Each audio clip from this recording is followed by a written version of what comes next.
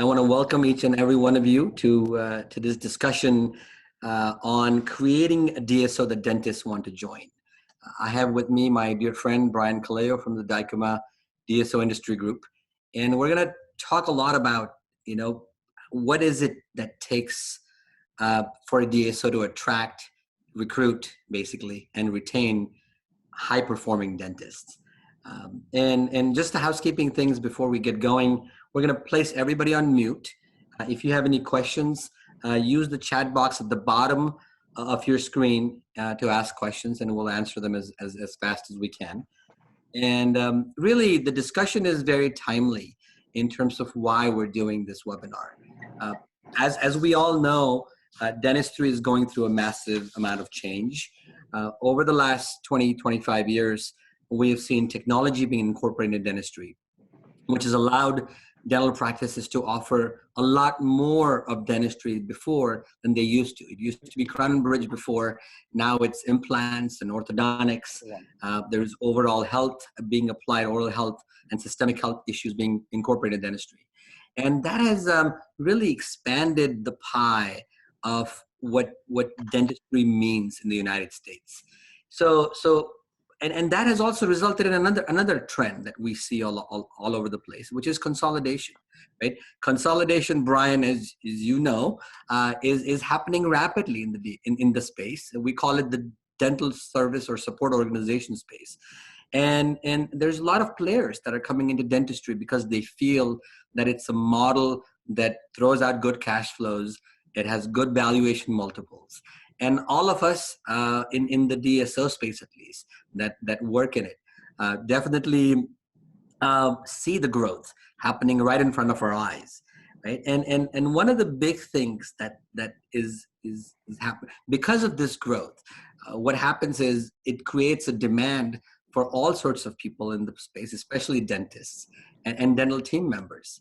So the discussion today really focuses around attracting dentists that you want to join your DSO, because that could be your Achilles heel, as Brian has told me earlier, is having the right people on your bus, having the right dentists on your DSO platform could be the difference between whether you can grow rapidly or you just keep coasting or don't grow. So without further ado, I'm going to introduce my dear friend Brian Colao. He is one of the smartest attorneys in the space. He's the best known attorney I've known in the DSO space. He's single-handedly handled more DSO deals on both the buy side and the sell side of any attorney I know in this country. And really, he has structured so many of these agreements and contracts with doctors and associate doctors and with partners that he's going to give us that perspective on what it takes to really recruit the right person and retain them and incentivize them to produce at the peak so that you guys as DSOs perform very successfully. So Brian, welcome to the webinar. Thanks, Amal, for having me here. And, also, I mean, obviously my honor and pleasure to spend some time with you as always. But, I want to thank everybody that's dialed into this webinar for spending their Wednesday evening with us. I mean, it's 8 o'clock at night, and I know people probably have a lot of responsibilities. So I appreciate everybody taking the time to listen in with us. So Brian, tell us a little bit about the Dykema DSO Industry Group. And I'm going to go in here and bring up that slide. What do you guys do as part of the DSO Industry Group at Dykema? Yeah, I'm a director of the group. I supervise, I think, 39 attorneys at last count. We just hired one. We might be over 40 now.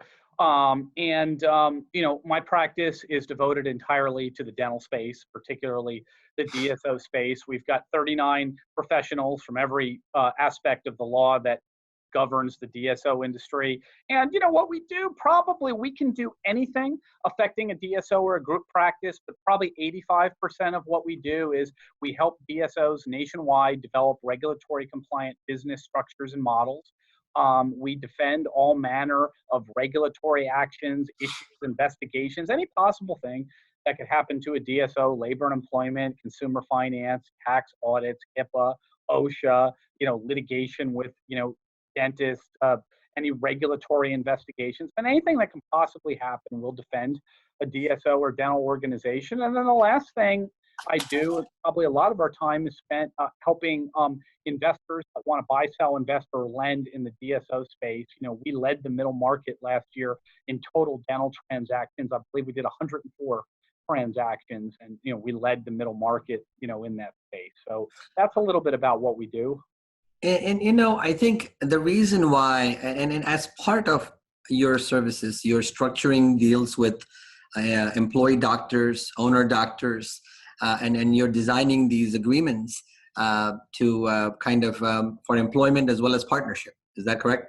Absolutely. How to attract and retain talent is a critical issue in the DSO space right now. And yeah, we do a lot of employment agreements and arrangements, whether they be associate incentive plans to give associates skin in the game so that they're incentivized to stay with the organization, versus contracts with owners, people that are not associates, but they're PC holders or owners in the DSO model. We'll do employment agreements with them as well. We do a lot of employment agreements post-transaction, where you sell an organization or you buy an organization, and now you have to put together an employment relationship with the seller or the buyer post-closing. We do that as well.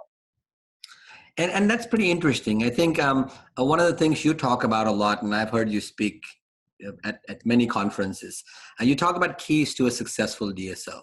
Right? There's 4 keys, and I've used your slide in my own presentations, and I've given you credit for that. But these are really 4 important things you talk about. So why don't you kind of elucidate on these keys that are important to build a successful DSO? Yeah, I've been saying this for about, I don't think any of us, Amal, are getting any younger. I've been saying this for about 15 plus years, that a lot of folks want to make the DSO industry very complicated and want to talk about a lot of different things. And, you can do that. But to me, what I've learned from 25 years in the dental space, well over 15 of the modern DSO structures that we're dealing with now, is that, there's 4 components to the industry. You got to get along with your affiliated doctor.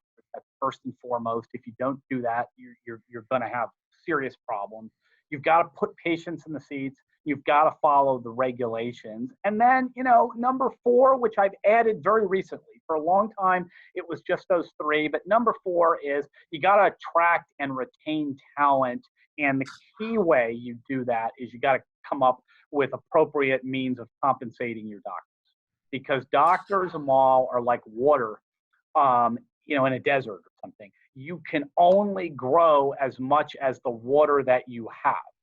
You can throw as much money at a problem as you want, but if you don't have a supply of doctors, you're going to be limited in your ability to expand, because our business in the DSO industry is still, when push comes to shove, treating patients. And the only folks that by law can actually practice dentistry and treat patients are licensed dentists and other licensed personnel. And if you run out of dentists, you're going to run out of your ability to grow, plain and simple. And it's interesting. I read some statistics earlier from the ADA, and this is from just a year ago. So there's about 150,000 licensed general practitioners in the United States. There's about 40,000 specialists. And there's about 6,000 new dentists entering the system every year, and about 4,000 retiring. So there's a net of about 2,000 new dentists coming in. And obviously, that means that there is a supply of $2,000, but we're growing supply. I mean, demand is. The population is increasing at such a rate. I mean, it's interesting that you say that, Amal. That's really interesting to hear you cite that statistic, because, and it makes for an interesting point. So even though there is a net surplus of 2,000 dentists, if we look at your statistics in the US every year, it's not even coming close to the demand, because the general population growth is far surpassing whatever the volume of patients that 2,000 dentists can treat. The general population growth is far surpassing that. So what most people will tell you at the law schools that I've talked to and the deans is there is an acute shortage of dentists in the United States, and it is only going to get worse in the next 10 to 20 years. And that's fascinating to me, that acute shortage is occurring, notwithstanding a net increase of 2,000 dentists. I mean, it's fascinating to me. And also the fact that we've got almost half the country that hasn't even seen a dentist yet. So the demand is seriously understated, because if those people start coming into the mix, then we're going to have even a bigger shortage. That's absolutely correct. I mean, there is. It's sort of like if you follow unemployment statistics, sometimes they can be a bit misleading if they say people have exited the workforce and they're not a part of the workforce, so they're not included in the unemployment statistic. It's the same a little bit in dentistry. If people are just not seeing a dentist and they're out of the system, you're right. If those folks start getting involved, that's going to further magnify the shortage that we see right now. And you know, the boomers, the study also said that the baby boomers who are supposed to be in retirement currently had decided to postpone their retirement as well, because of the crises that happened. So there's all sorts of interesting dynamics happening in the space. There's young graduates coming in that are looking for with a lot of debt today, and looking for stable careers. There's a lot of women in dentistry. It used to be, today the gender population is about 75% men to 25% women if you look at the dentists today, but the graduating class is almost equal. Well, I've heard, actually, I was visiting with one of the deans of, I think, UCLA Medical School recently, and or not medical school, dental school, and they told me more women are graduating their dental school than men. So, you know, I don't know if, I don't have an official nationwide statistic, but at least in the anecdotal evidence I've looked at, talking to a few deans of a few institutions here in Texas as well, in their institutions, more women are graduating than men at present. Oh, I think that trend is going to continue. So really, the first point you made was, you know, getting along with your doctors, right? And so what does it take? How do you get along with your doctors? Well, you know, the biggest example that I cite was the Alliance Orthodontic Centers of America litigation that occurred 20 years ago that basically put the company into bankruptcy. And plain and simple, having studied that extensively and been a part of some of those, you know, cases 20 years ago, the biggest problem for OCA or Alliance was they didn't get along with their affiliated doctors. They had an adversarial relationship. They felt as though they were the boss of the doctors and the doctors were their employees, and that's not how the DSO structure works. You know, the way the DSO structure works is you have a separation of clinical and non-clinical, and there's the practice owner that owns the professional corporation, generally sometimes it's a PLLC or a PA, and that person makes all clinical decisions and employs the associate doctors.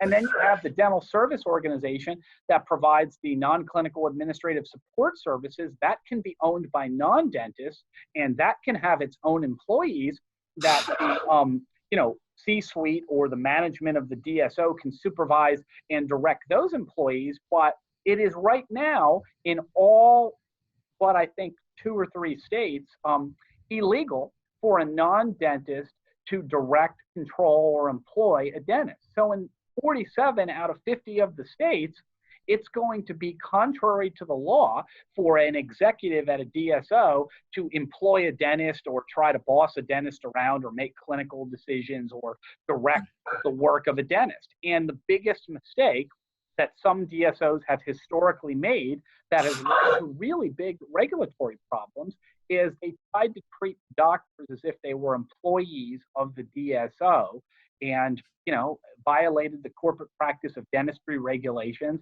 and it's led to really big problems. What I say to people is the best thing that can happen if you don't get along with your doctors, and this isn't good, but the best thing that can happen is you're going to suffer severe productivity problems because the doctors are not going to, you know, be happy at the organization. They're not going to go the extra mile. A 1 doctor problem will become a 10 or 20 doctor problem quickly when they call their friends and tell them about what's happening.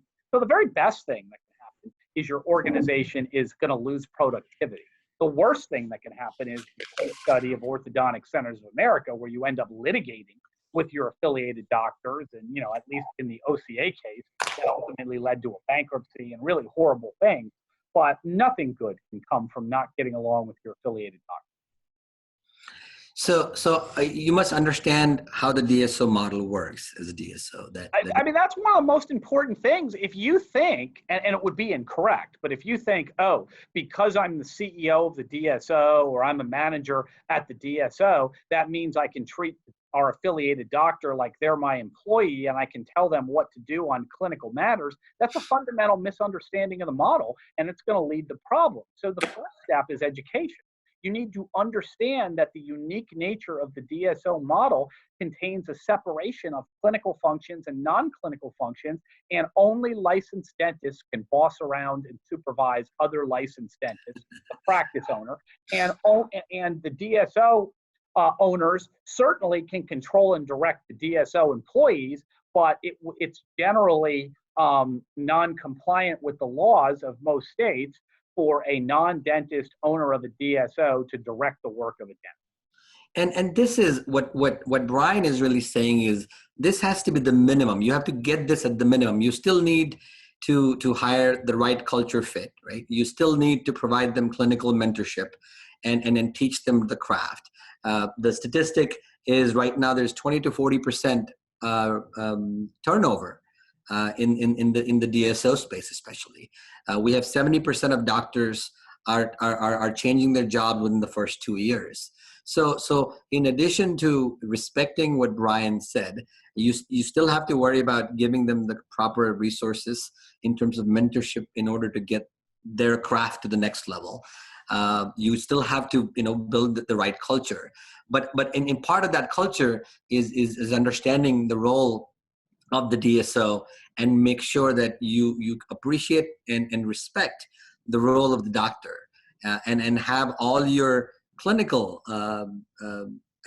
directives handled by the chief clinical officer or whoever you had that is a doctor inside your organization. Is that what you've seen, the best practice with the deals you've seen? Yeah, I mean, the best practice is to have a chief clinical director or somebody, let the owner of the clinical entity, the owner of the professional corporation, govern the conduct of the associate dentists and the clinical employees. Now, that's not to say that there can't be a wonderful alignment between the PC owner and the DSO. I mean, in the best organizations, the folks at the DSO side will sit down with all of their PC owners and get a meeting of the minds as to what the best practices are going to be and get support, from their PC holders. And when you have the support of the PC holder, then the PC holder can appropriately direct the work of the associate dentist, but it's going to be in line with the best practices that the DSO would be looking for. If you don't make an effort to get along with your PC owner,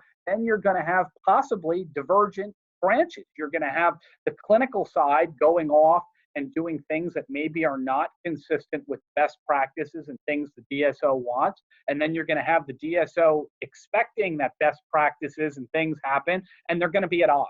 And it's going to be a problematic situation that you don't want to be in. If you want to make it a priority to get along with your PC holder.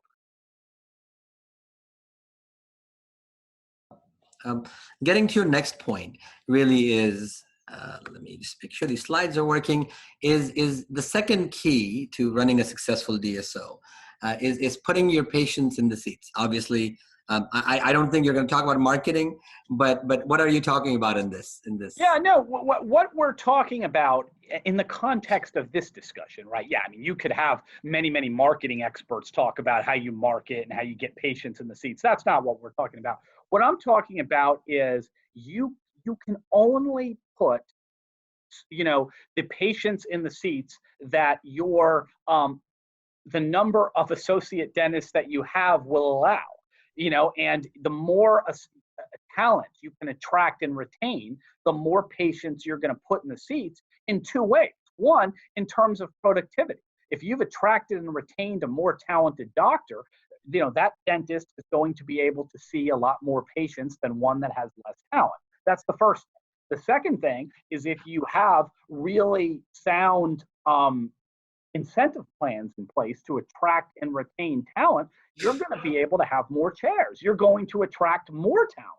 So the way you're going to put more patients in the seats is, one, on a doctor to doctor level, the more talented doctors are going to see more patients. So you're going to put more patients in the seats, and you're going to be able to hire more doctors so that you're going to, that way put more patients in the seats. So not just the doctors that you have being more productive, but also you're going to be able to hire more doctors to see more patients. And that's a very important key, how you put patients in the seats in the context of what we're talking about. Obviously, a good marketing plan can help with that, but we're not talking about that today. But we've seen this at Patient Prism. We've seen this plenty of times where patients are not able to schedule appointments because there's lack of doctor availability. Right. So provider availability is a major sticking point for a lot of the DSOs to in order to grow, because if you don't have the providers, you can't provide the service. So you make a great point here. Absolutely, you need to have enough doctors, and maybe a little more even to kind of make sure that your growth that you're bringing in through marketing is you appropriate. really can't. I mean, I'm sure somebody that's listening to this, or they'll correct us, I'm sure there's some market somewhere where maybe you can have too many dentists and it might be a problem. But in most organizations, you can't have too many dentists. They're all having a shortage. I mean, if you had a surplus of dentists, maybe for a short period of time, it would be problematic because you had somebody twiddling their thumbs, but then in a very short period of time, you would fill those seats up. I mean, you really can't in this marketplace, except possibly in a few exceptions, have too many, dentists. And, there's so much competition in mall right now that if you're not doing a good job, there are other options available, and lots of them, to the associates. They can leave in a heartbeat if you're not doing a good job of attracting and retaining talent, more so than at any other stage in the dental industry. They can pick up and leave and get a better deal somewhere else if you're not doing your job to, attract and retain talent. So what do you mean by doctors having skin in the game? Well, yeah, cutting right to it. Now you're cutting to the ultimate point, and that's right. Is the best way to attract and retain talent. And this is like an 80-20 rule, okay? 80% of this, I think, comes down to your compensation plan. And the best compensation plans are the ones where the associate dentists have skin in the game and they feel like they're working at their organization, not working for you at your organization. The other 20% is culture. I mean, it's possible, and I've seen it now and then, that you can have a great compensation plan, but the culture is so toxic at the organization that people are going to leave, and it's just difficult. So you got to have at least a decent culture there, maybe not the greatest culture ever, but some at least decent culture there, or else you could lose doctors. But 80% of the battle is having a competitive compensation plan in place. And the key component to the competitive compensation plan is you got to give your doctors skin in the game. They got to feel like they're working for an organization they have ownership in, not just working for you. So does skin in the game, does it automatically mean equity, or can you just arrange it in a way that it seems like equity, but it's not? Yeah, I mean, ultimately, when you have a keeper that you know is going to be a top performer for your organization, ultimately that dentist is headed towards actual ownership. But as a wonderful bridge, when you're sort of figuring out, who's going to work out, who's not going to work out. I think this doctor might work out, but I'm not 100% certain. We've got a concept called phantom equity that we can talk about, where they're paid as if they're an owner. It's a contractual obligation. It's not an actual ownership interest. If they leave your employment, it goes away. Unlike real ownership, where if they leave your employment, they might still be an owner. They may terminate their employment agreement and not do in-the-mouth procedures anymore, but they might still be a 20% owner, and you got to honor that. But in a phantom equity context, they'll be paid, hypothetically in my example, as if they're a 20% owner, and that lasts as long as their employment agreement lasts. And if they ever leave your organization, then that goes away. It's not real equity.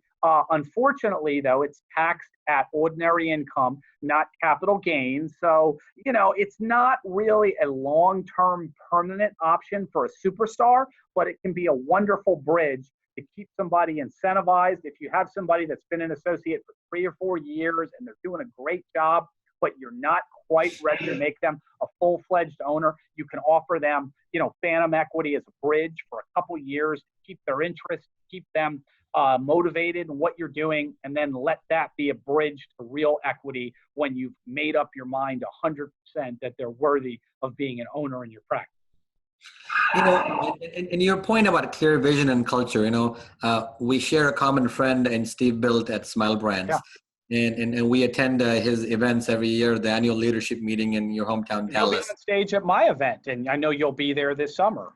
Absolutely. And Steve talks obviously a lot about having a culture, and I see the excitement that he creates with team members, doctors, hygienists, through a lot of the initiatives that they have. One of them is Smiles for Everyone, that people can get behind. And it really has really renewed a sense of optimism and energy within that organization of what Steve has been able to do with the foundation, as well as their Smiles for Everyone initiatives. Yeah, no, I've spent time, speaking with Steve about Smiles for Everyone, and also the Smiles Foundation that he has, where they go all over the world and they give back to the community and they provide free dental care. But that's the sort of thing that makes people want to work at that organization. I mean, I can't wait to get Steve on stage, and we're going to ask him a lot of questions at my conference, and I'm going to let him speak for himself mainly, but suffice it to say, Steve has created a culture there that make dentists want to work there. And that's what you have to do. I mean, part of it is you got to pay them. I mean, you can have a great culture, but if you're not paying them competitively, it's going to be difficult to keep them there. But that's not the only factor. Once you pay them, an appropriate amount that you're competitive with the market, you also got to have a good culture, or you're still at risk for losing them. Right. And absolutely. And that's what I've seen. And we deal with lots of DSOs all over the country is people will stick to an organization, whether it's healthcare or otherwise, or dentistry, when they believe in there is a vision and there is a culture that kind of makes them feel valued and appreciated in what they're doing. Yeah, I mean, I've spoken about it. I mean, it's a culture, and you could spend the whole hour just talking about this, and I know we're not going to do that, but in general, it's a culture of entitlement and empowerment. I mean, you are empowering them to make certain decisions. Obviously, if they're a 20% owner, they're not going to run the whole practice, but you're empowering them to make decisions as to how to be more efficient, how to build a better mousetrap, maybe how to schedule patients, maybe clinically, how to do some procedures. You're empowering them to make decisions that they're competent and qualified to make. So it's not a case where you're just dictating to them what they have to do and they feel like an employee.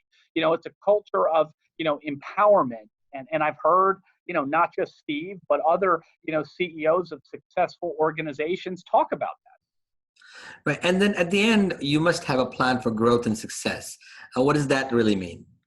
You can't be just, what's the word I want to say, listing in the water, just not going anywhere. You've got to have a plan. And, what that basically means is, one, who is our identity? Who is our culture? Who is our patients going to be? Who are we trying to attract? What are our values? If you heard Stan Bergman in Las Vegas recently at the DSO Education Forum, he said, the values don't change. The culture might change over time, like in law firms.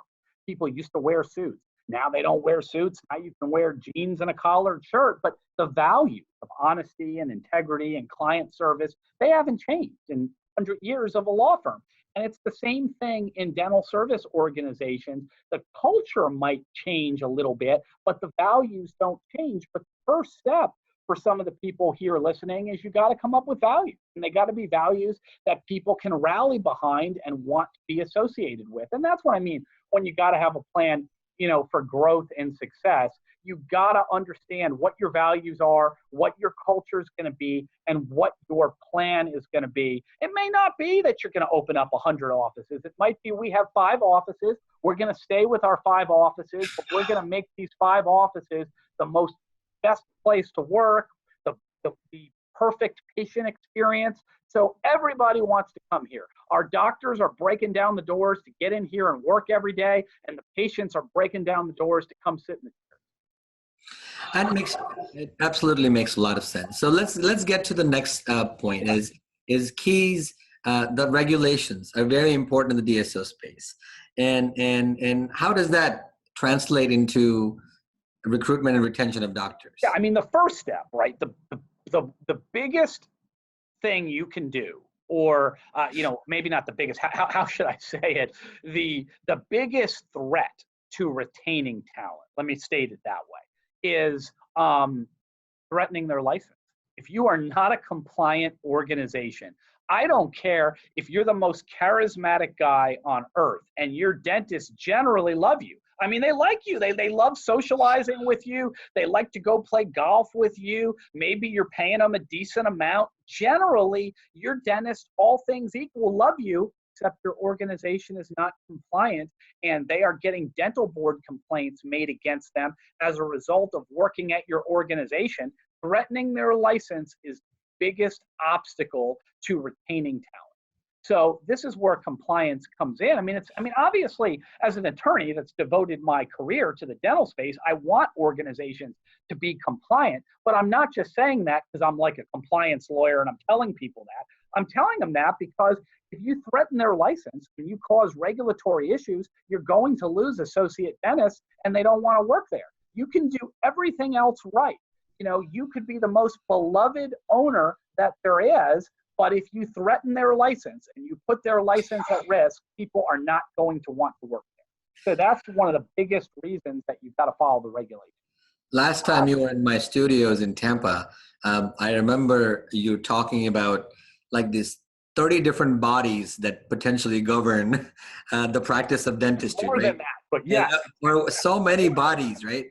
And it's so easy to run afoul of the simplest little thing. It could be a little a PPO, the way you submit claims to a PPO that is not correct, that could land you in so much trouble. And I think there is some really amazing videos that we recorded with Dykema on this very topic about, guys, it's so easy to because as we know, right, ignorance of the law is never an excuse. No. Right? There's all sorts of excuse my dog for a second. There's all sorts of agencies out there that you have to comply by. There's state, there's local, there is federal, there is the SEC, there is the dental boards, all sorts of stuff. Well, yeah, and the first step, on our slide, I guess you took it off, but the first step on the slide is you got to understand, there it's back now, you got to understand the regulations. I mean, the worst thing is I spend a lot of time, in the C-suite of DSOs conferring with the legal departments and the chief compliance officers and the HR directors. And the biggest problem is most people, 1 out of 1,000 clients for some reason don't want to follow the rules, and it's an intentional decision. And that's problematic and troublesome, but that's like 1 out of 1,000. 999 out of 1,000 want to follow the rules. The biggest obstacle sometimes is not even understanding the full universe of applicable regulations. Sometimes I'll be in these meetings and they'll say, Brian, look at our compliance plan, and they'll go through everything and it'll be perfect. I'll look at it and I'll say, I agree. Everything you did here is terrific for the 10 regulations you're covering. The problem is there's 25 regulations we have to worry about, and there's 15 here that you've completely missed, and you're at risk there. I like what you did with the 10 you showed me, but you got 15 more that you completely missed. So the first step is you have to understand the entire universe of applicable regulations, and at that point in time, you can put a comprehensive plan of compliance in effect. But if you don't understand the universe of applicable regulations, you might do a great compliance plan, but it's going to be incomplete and have gaps in it because you've not covered all the applicable regulations.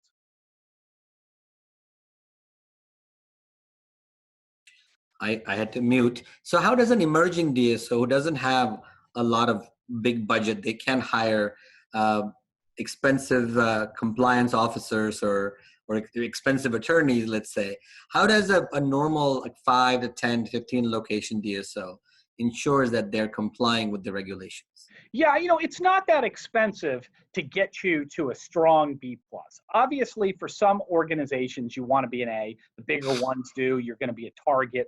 But for an emerging group, you've got 5 offices. You say I don't have an unlimited legal budget. You can hire even a firm like Dykema. This is not an infomercial for me. I don't mean to come across that way, but I know my firm, and you could hire us if you have 5 offices, and for a very affordable price, few $1,000s or something, you could gain access to the universe of applicable regulations, and you could get in place policies and procedures and some mechanism to train so that you at least have gotten from a very bad grade to a B or a B plus for a very reasonable amount of money. So there's really no excuse for doing that. I understand that at emerging organizations, you hit a point of diminishing returns. It might cost 1x to get up to a B, but to get from that B to an A, it might cost 15x, and that just doesn't make sense. But everybody should spend the 1x to get at least a B. Because B, look, a B is a passing grade. I know in the society we're in today, everybody got to get an A or an A plus, or you're reading on the news about people that are bribing officials to get A's and A pluses and things. You don't got to do that. But a B is a plenty good enough grade for an emerging DSO group. I'm a little bit of a perfectionist, but on an objective standard, if you've got 5 offices, 7 offices, 3 offices, you're an emerging group. If I can get you to a B, you're going to be in pretty good shape. And you can always get to a B for a reasonable, amount of money. And there's really no excuse to be non-compliant, even if you're an emerging DSO. It may not make sense, Amal, to get an A plus or do a lot of, you're not going to have an audit program in place when you got 5 offices, but to at least get access to the universe of applicable regulations, get policies and procedures in place, and get, some type of training in place. Everybody could do that, and everybody should do that. That makes a lot of sense. And one last thing to digress a little bit, it is when you hire somebody that is going to help you with compliance, make sure that they have the wherewithal and the experience and the expertise to specifically address your local and state regulations. Because if they don't, if they only practice in 1 or 2 states and they haven't dealt with clients in the other state, you might be in for a big surprise. Absolutely. I mean, like I tell everybody, and I'll say the same thing here. Look, it's not an infomercial. You don't have to hire me, but you have to hire somebody that understands the dental space, understands the state you're in, and understands the universe of applicable regulations, or you're going to get in really big trouble. Absolutely. So let's talk about it. I think the reason why we had this slide up there, you had this slide up there, because you wanted to make sure that the number one reason why doctors will leave your DSO is if they feel that you are not in compliance, that could directly affect their ability to have a license. And Absolutely. that's the Absolutely. It's right up there at the top of reasons people will leave an organization. And it's always a shame because compliance is preventable. I've seen from time to time some dentists that just don't want to pay competitive rates, or they feel like they can't. And maybe that's beyond their control. Maybe their practice isn't successful enough to do some things, but you can always be compliant. And if you're paying enough money that your dentist otherwise would be happy at your organization, but the reason they're not happy is because you're not compliant and you're threatening their license, really preventable. And really, it's really a shame when you see that. Absolutely. So let's go on to the associate compensation models. A lot of our clients, and although we're not in the space, we hear this all over the country about what's the right way to compensate your doctors, your employee doctors, your associate doctors. And you have a really good slide here that I'd love for you to go through and kind of explain what this grading system really means from salary to ownership. Yeah, you know, right now this slide is a synapse. I do a much longer presentation. I'll be doing it at some other conferences this summer, the much longer one. But it's how to attract and retain talent. And I run through all of the existing compensation structures out there. And this slide captures it. And then there's a grade that we give. So, you know, a quick synapse for, you know, this audience here for the time we have is, you know, salary. Everybody knows what salary is. Salary is an app.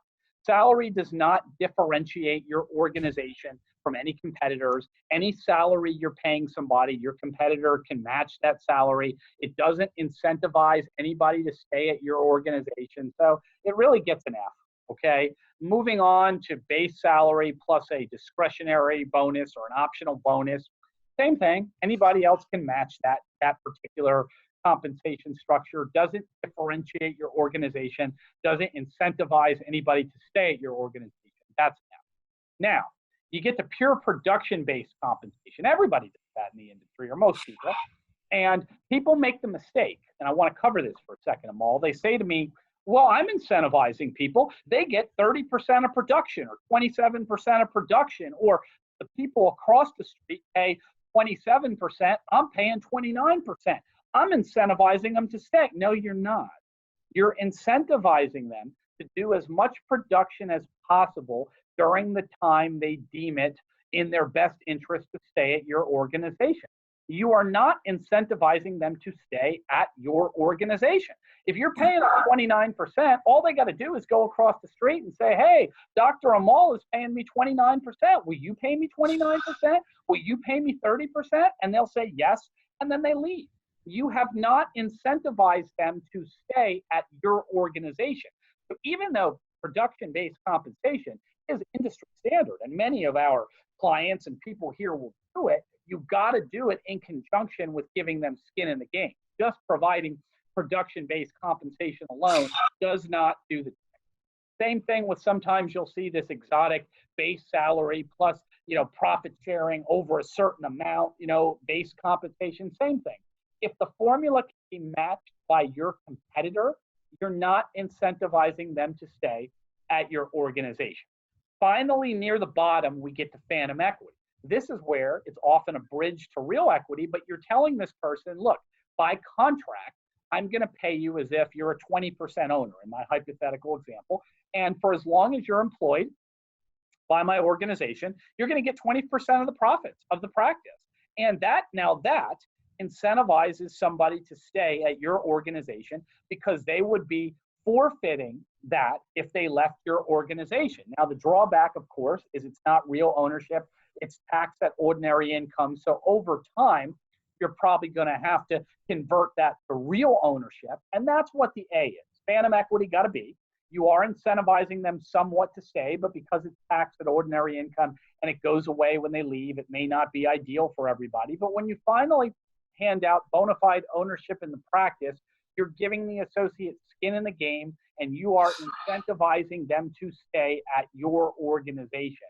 And that's where, if you have an associate that's a keeper, that really has distinguished themselves as being a valuable part of your organization, that's where you got to head with that associate. You know, and we have seen this, right? I mean, I'm sure you've seen this a lot more than I have, is whenever I've talked to CEOs of any of the very successful DSOs, not in just the terms of number of offices, but in terms of their profitability or doctor productivity. We've seen, and they've told me this, and that every practice where there's a doctor owner in the practice will produce more by double digits compared to one of your CF models.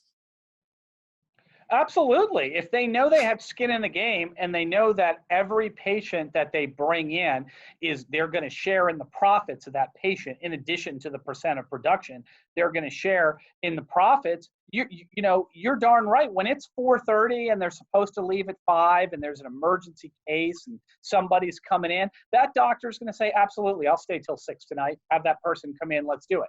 Versus if there's no skin in the game, it's very easy for them to say, something like, oh, I got another obligation at 5 o'clock. I got to go, tell the patient we can't help A question from an audience member is this: if you have a bad compensation plan, how do you change it? And what goes into revising the contract, for example? What needs to be considered and communicated?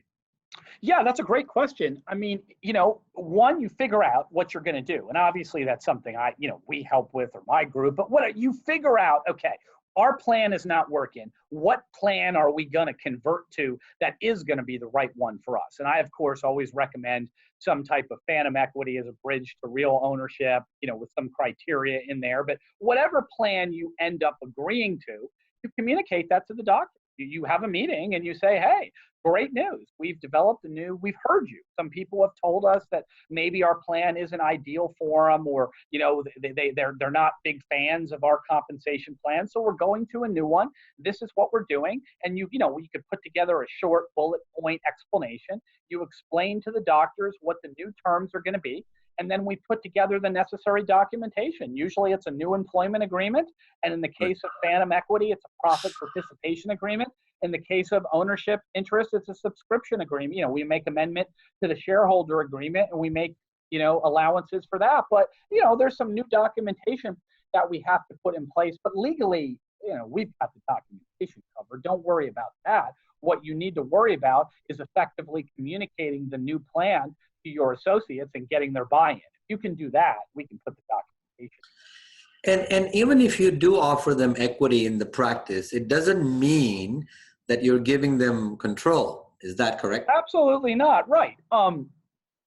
In the case of, I've been using the 20% example all night. I'll keep using that. If you give somebody 20%, it means they're going to share in 20% of the profits, but they by no means have control. You're going to make all the important decisions. And, if you want to sell your office, you can sell the office over their objection.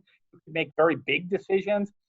By no means are you giving up control, but you're giving them skin in the game and you're making them part of the organization as opposed to just being your employee. And most associates are reasonable. They know if they're just starting out, they're not going to get a controlling interest, but they want a good step towards ownership. And they also want to be able to participate in the eventual liquidity event, right? That might happen in the future. That's critical, right? I'm glad you raised that. I should have mentioned that first, but that's critical. They're not doing this typically because they want 20% of your profits. I mean, they'll take, 20%. I mean, they're not going to turn it down. They're going to cash the check. But why they're really doing it. And some incentive plans, interestingly enough, the associates say, hey, I'm going to be a 20% owner, but you don't even have to pay me distribution. I just want that ownership. So when you roll up and sell to a DSO, I can participate in the second equity event. And I'm glad you mentioned that, Amal, because that's one of the decisions we have to make. Is it going to be a paying cash interest, or is it going to be a dormant, ownership interest where you only get to capitalize on it in the equity event, or are you also going to pay 20% of the profits, in real time, even when there's not an equity event? That's one of the threshold determinations you have to make. And there's not a right or wrong answer. I think a lot of my clients will pay the 20% and then, of course, allow the dentist to participate in the equity event. Some of them, though, it's interesting to me, have structured these plans where it doesn't pay anything, any distributions, until there's an equity event, and then you get to participate, at the 20% level. So a question that came in might be slightly digressing it, but I want to still ask it because it came as a second question. Are you seeing anyone carving out a DSO model specifically for clear aligners? I guess ortho? It might probably, I don't know. No, I mean, there are DSOs in the marketplace that are doing clear aligner programs. I have clients that are doing clear aligner programs. I don't know what we mean necessarily by carving it out, but there are DSOs in the marketplace that are just doing clear aligner programs, and they have very successful business models. I don't know if that's a carve out. They're just, their DSO is administering a clear aligner program, and that's what they're doing. Okay. The third question here is, what percentage of ownership is enough for a doctor to feel invested? Well, that's a really good point. And by the way, these ownership interests, I should have said this earlier, we're not giving them away. We're requiring the doctors to buy in. I mean, I have some clients that give ownership for sweat equity. I don't recommend it, but they want to do it that way, and you can. It's okay, but it doesn't incentivize the doctors appropriately. I think you have to make them pay. They have to buy in. That way they'll truly value the ownership interest as opposed to something that was given to them. I would say, depending on the organization, as little as 10% can be meaningful. In some other organizations, it won't be meaningful. You may have to go to 20 or 30%. Sometimes governed by the financial resources of the dentist to buy in. You can say, look, I'll give you up to 30%, but in a hypothetical $1 million organization, that's going to be $300,000. You've got $300,000 on top of your existing dental school debt. They may not. They may say, I only have $100,000, so you get 10%. So a lot of times that might be a limiting factor, but you can finance it too. A lot of my clients will finance it. Will say, you don't have 300,000, no problem. I'll still give you 30%, but I'm going to carry a promissory note on it, and you're not going to get any distributions until you pay off the note. Or half of your distributions are going to go to paying off the note, and you're only going to get half distributions. I mean, there's a lot of ways to be flexible and structured that way. I mean, at the end of the day, I agree with the reason you give it an A grade, because they're not going to, first of all, leave you. They're going to produce a very high number. They're going to get distributions of profits, and they're going to get a big prize at the end of the tunnel, because you've sold this DSO for whatever, 10, 11, 12 times your multiple, and their little share has become into a humongous share, which could be 10 times their salary. And that's what you can't replicate, right? You can, if they want to go across the street, you can replicate a salary or a production-based formula or something. You can replicate all that. What you can't replicate is, we're about to sell this thing in the next couple of years, and you're a 20% owner, and you're going to parlay that 20% interest into 10 times EBITDA or 6 times EBITDA or 7 times EBITDA. And if you left and went out the front door, it'd be several more years before your new employer was willing to give you that same ownership. Another question I had, there's a lot of questions on this slide because it's right. The juiciest slide. Have you seen compensation at a DSO with respect to an associate dentist based on number of years in the practice? I have. I hesitate to do that because the answer to the question is yes, I have. And the theme is, it vests, for every year, 1% vests, or I've seen it like 2% a year where it was a 10% program and maximum of 5 years service, you get 10%. It gets accelerated upon an equity event. I mean, I've seen things like that, but the reason that I'm not a huge fan of them, I can be persuaded in certain situations, but the reason I'm not a huge fan is just like in my law firm, it's no longer that everybody gets promoted to partner after 7 years. Some people don't make it at all. Some people take 9 years. Some people take 7. Some people take 6.5. It's got to be merit-based. You got to look and say, if I get that rare talent or superstar, I don't want to make them wait around 5 years for everything that's happened. I may want to give this to them earlier versus if I get somebody that's the little engine that takes time to develop, but I feel like we have somebody that eventually is going to be good. It just takes some time. That person, you may want to wait a little longer. So I don't necessarily like strict time vesting formulas, but I do see them. I have some clients that use them, and certainly there's nothing wrong with it. It doesn't violate any regulation. You can certainly do that. I just like to be more flexible than that. We could talk about this really, really all day long, right? You have a whole 3-hour lecture on this class. What I think people should know really is if they want to really learn about a lot of these issues, not just issues related to associate compensation, but issues related to everything that has to do with building, growing, scaling a DSO. Then there's the one conference that everybody goes to every year in Dallas. This year, obviously, I'm super excited because of this man on the slide who's coming, which is Sugar Ray Leonard. So tell us a little bit about the conference. I'm really excited about this year's conference. I mean, people maybe have heard me say that every year, but it's really, this is going to be the best conference we've ever put on. I think we're going to have over 700 people. You know, Sugar Ray Leonard is our speaker, and that's great. I'm really looking forward to hearing him speak, but that's not even at the bottom of a long list of why people should come to this, because it's a DSO conference. We're going to have all aspects of the DSO industry there, buy side, sell side, you know, compliance, consultants, accountants, are going to be there. Obviously, the industry leading Dykema team is going to be there. And you're going to have a recording studio. We're going to be recording live content for middle market organizations that want to raise their profile. There's going to be live podcasting that's going to be there. We have an incredible speaker lineup. People like Steve Bilt, Stan Bergman, Don Casey Jr. from Densify Corona, a lot of CEOs from a lot of really good DSOs that are like small, middle size. I mean, this isn't just going to be, you're going to go and hear from giant organizations. There's going to be folks that have scaled their DSO up from one office to 50 offices that are going to be there, and they're going to be speaking. So I'm really excited about this.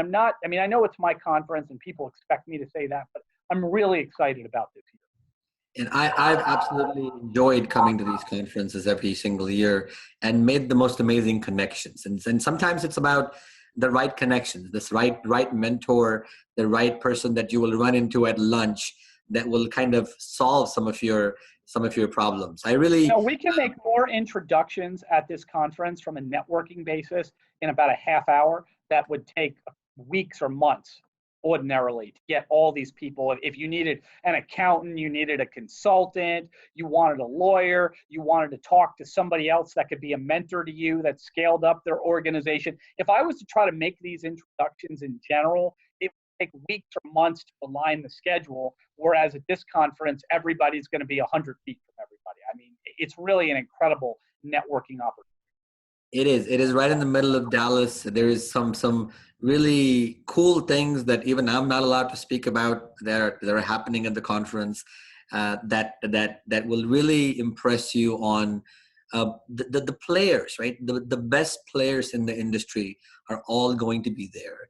The best organizations, the best vendors, the best thought leaders in the space of dentistry and DSOs are going to be here. And it's a large conference, but at the same time, it's cozy enough to really get the opportunity to mingle at happy hours, at after parties, during the show, to really interact with the people that could really help you build your DSO, that could help you recruit the next talent, or could help you have a better phone system. Any of that stuff. All the major superstars of dental industry are going to be here. Brian is a phenomenal resource. He's very abundant with his knowledge. You call him. He's unusual for a lawyer, and I mean that very nicely. You can call Brian and ask him a question, and he will answer it right away. Without putting you up like, okay, I got to put you on time. So he's been a great resource for me every time I needed something in terms of understanding this DSO space better. Brian Slide is here. Most of you know him really well, so he doesn't need an introduction, but in case you don't have it, here's his contact information. DycomaDSO.com, I think, has the information on the registering for the conference, Brian? It does. It's there. I think there's a special patient Prism, discount code if you sign up, and we're happy to do that. But I look forward to we're going to set an attendance record this year, and I hope I'll see as many of you as possible at the conference this summer. I'm really excited about it.